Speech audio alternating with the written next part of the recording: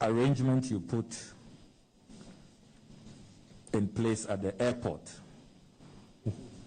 ahead of the reopening of the airport on the 1st of September, what I call the exorbitant $150 charge per antigen test. Can you tell us how the company known as Frontiers Healthcare Services Limited came to be given that contract to carry out the antigen test, and how you also came by the amount of $150?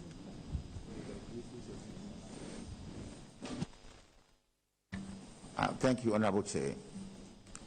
Honorable Chair, it will be very difficult for me to answer this particular question. Why? Because there's a presidential task force that is supporting the ministry to do the COVID battle. This particular arrangement was put in place by the task force that reports to the president. Now, they actually did the procurement for the, how do I call it? Sorry, Chairman, just Minister, whilst you're landing, is the Presidential Task Force a procurement entity under Ghana's procurement laws? We need further details, but we're happy to hear you further. Thank you, Chair.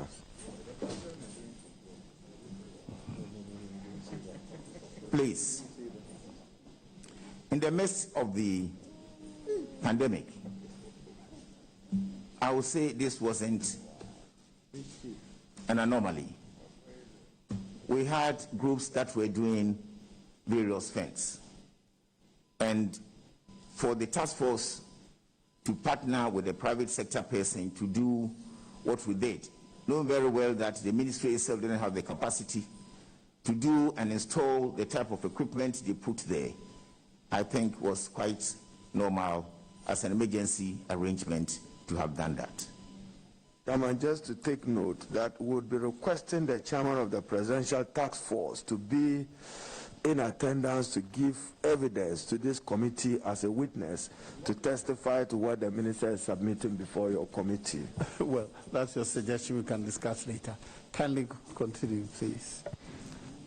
By way of follow-up, are you aware that the company Frontiers Healthcare Services Limited, by registration number from the certificate of incorporation I have here, CS1140922020, was only incorporated on 21st July 2020, a few weeks to the reopening of the airport, and it had no medical laboratory experience? Are you aware?